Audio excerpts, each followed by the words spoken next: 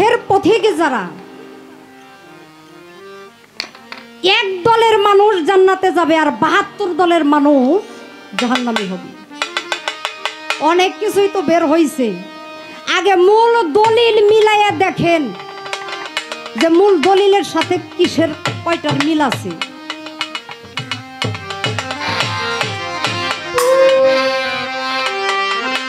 ওরে বেলায়াত হয় খোদাই শক্তি,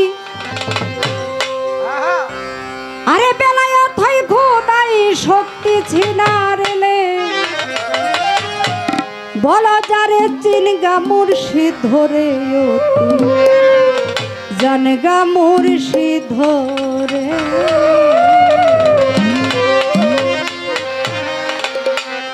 বেলায়েত কি বিষয়বস্তু আমার এই গানটার মধ্যে চলে আসবে, একটু ধৈর্য সহকারে শুনতে হবে, আমাকে একটু সুযোগ দিতে হবে মূল ফাউন্ডেশনটা তৈরি করার জন্য।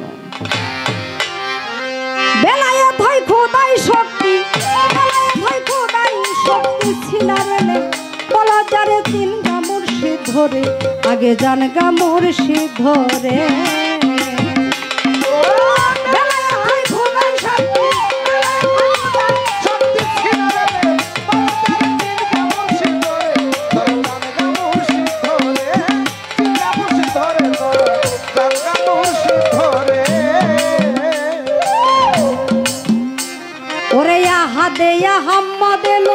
ওইখানেও বেলায়েত ছিল, পেশানিতে ঘুরতেছিল প্রকাশ হবে বলে, প্রকাশ হবে বলে, প্রকাশ হবে বলে। ওরে আহাদে আহাদেল বাজানো ওইখানেও বেলায়েত ছিল, ওরে পেশানিতে ঘুরতেছিল প্রকাশ হবে বলে, ওরে প্রকাশ হবে বলে।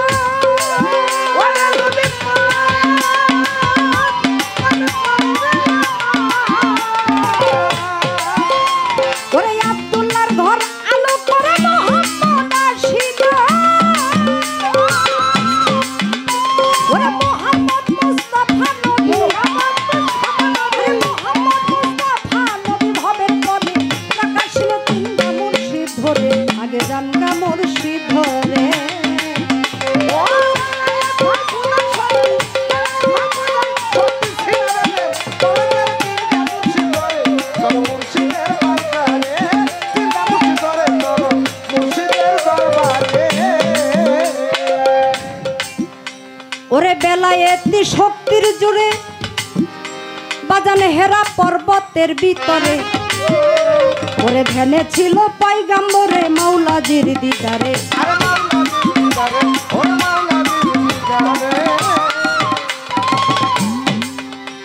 ওরে বেলায়েতি শক্তির জুড়ে বাজানে ধ্যানে ছিল পয়গম্বর, ওরে ধ্যানে ছিল পয়গম্বরে মাওলাজির দিদারে, ওরে মাওলাজির দিদারে, ওরে মাওলাজির দিদারে। ওরে পবিত্র কুরআনের পানি আল্লাহ নাযিল করে, ওরে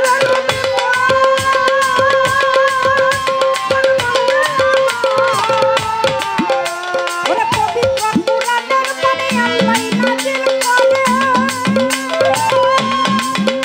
ওরে বেলায়েতি শক্তির জুড়ে,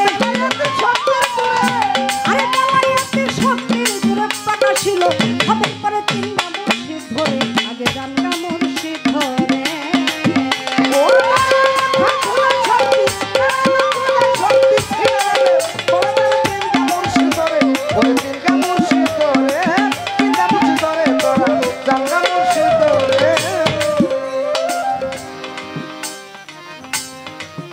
বেলায়েত হয় খোদাই শক্তি সিনার এলেম বলো যারে চিনগা মুর্শিদ ধরে আগে জানগা মুর্শিদ ধরি। বেলায়েতি যে বিষয়বস্তুটা ইহা যদি জানতে হয় বুঝতে হয় তাহলে যে কোনো মানুষকেই একজন কামেল পীরের শরণাপন্ন হতে হবে। কোনো কামেল পীর বা মুর্শিদ বিনে কখনো এই বেলায়েত হাসিল করা সম্ভব না। আর যেই ব্যক্তি বেলায়েতকে হাসিল করলো না, তার সাথে আল্লাহ রাসূলের কোনো সম্পর্ক তৈরি হইল না। যার সাথে আল্লাহ রাসূলের সম্পর্ক তৈরি হইল না, সে কোন জায়গার মানুষ এটা আপনাদের কাছে বিবেচনা।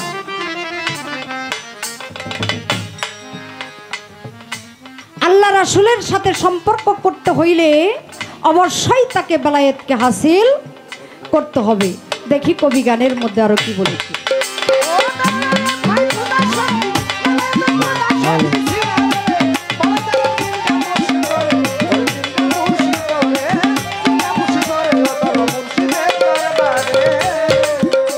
ওরে খুব শক্তি হইল বেলায়েত যেইখানে রয় জীবের হায়া, যারা হয়া হলে বায়া তারাই জানতে পারে।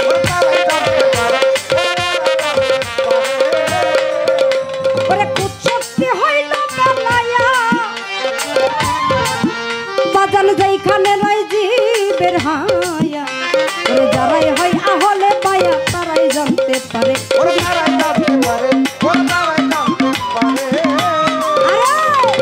সম্মুখ গুরুর আদায় করে সেই জানতে পারে।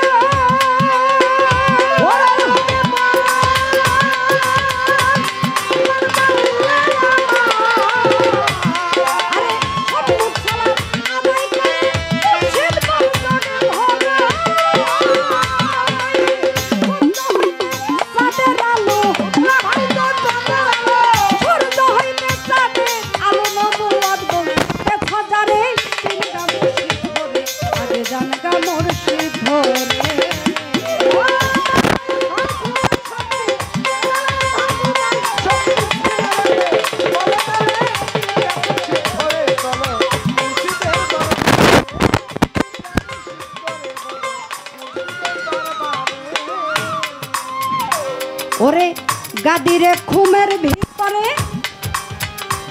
সেদিন দিনের নবী পয়গম্বরে আলীকে লক্ষ্য করে বেলায়েত দেয় তারে।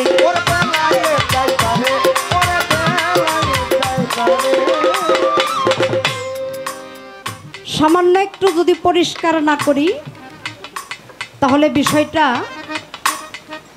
বুঝতে কষ্ট হবে। আমার দয়াল নবী 10ম হিজরি 18 জিলহজ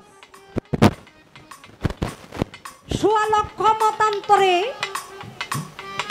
1,45,000 সাহাবীগণকে নিয়ে মক্কায় হজ আদায় করে যখন ফিরতেছিলেন, যাকে বিদায় হজ অথবা শেষ হজও বলা হয়। কি বাবা?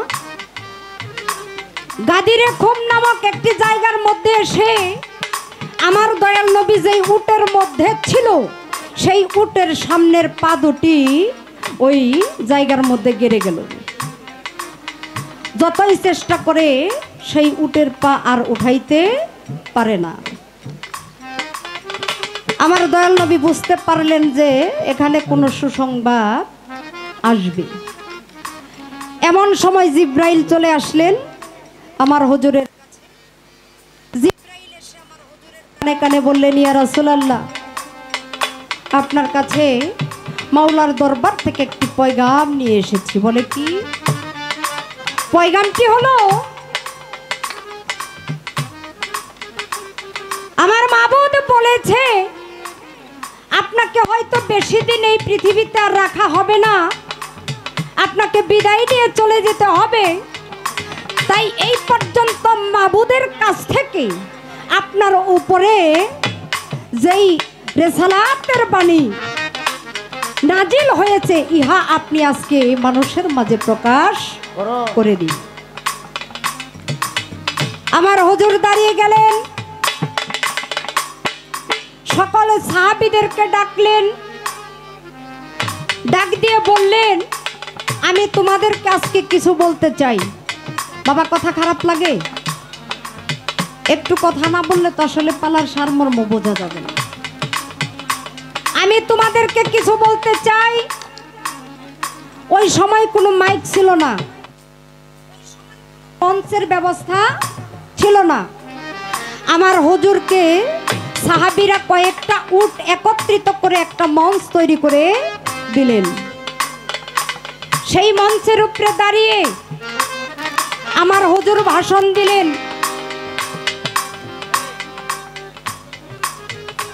যে আমি তোমাদের মাঝে থেকে চলে যাব, তোমাদের মাঝে দুটি বিষয়বস্তু রেখে যেতে চাই। সাহাবীরা জিজ্ঞেস করলেন, ইয়া রাসূলুল্লাহ, সেই বিষয়টা কি? আমার হুজুর সেদিন বলেছিল আহলে বায়াত, আহলে বায়াত, আহলে বায়াত, আর হচ্ছে পবিত্র আল কুরআন। সাহাবীরা জিজ্ঞাসা করলেন, ইয়া রাসূলুল্লাহ, পবিত্র কুরআন ইহা আমরা বুঝতে পারলাম, কিন্তু আহলে বায়াত কি জিনিস এটা আমরা বুঝতে পারলাম না। আমার হুজুর সেদিন বলেছিল আহলে বায়াত হলো নূহ নবীর কিস্তির মতো।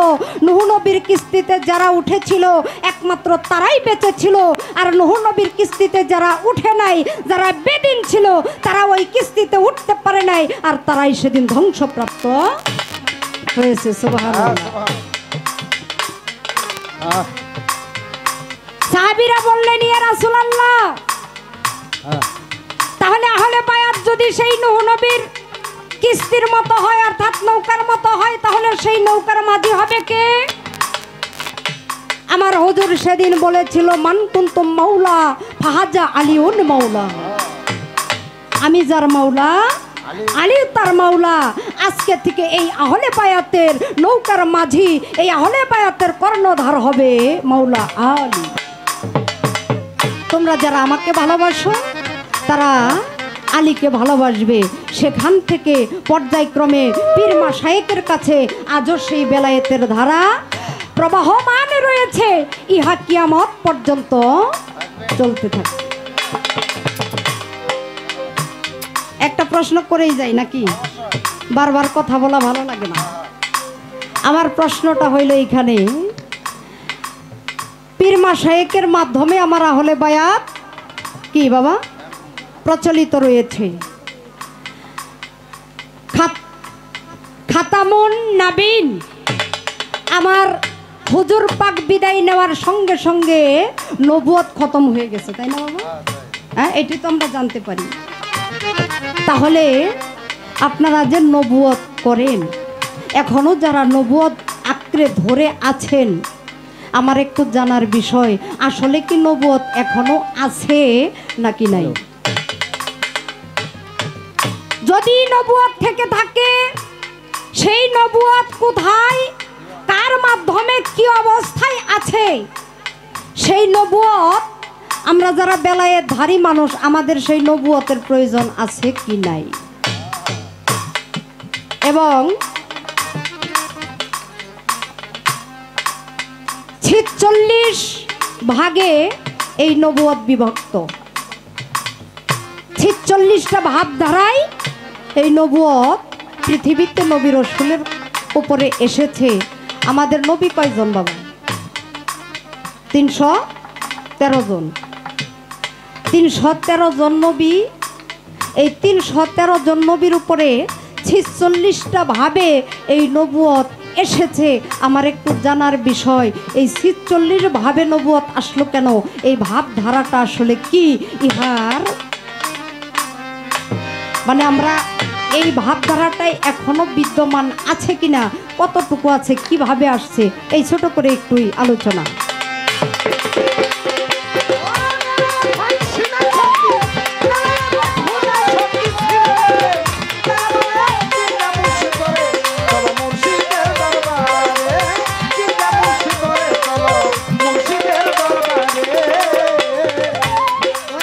গাদিরে খুমের ভিতরে দিনের নবী পয়গাম্বরে আলীকে লক্ষ্য করে বেলায়েত দেয় তারে।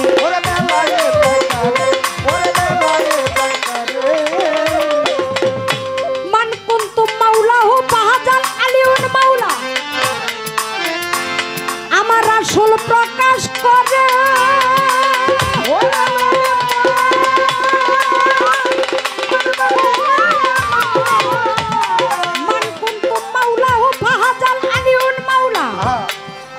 রাসূল প্রকাশ করে।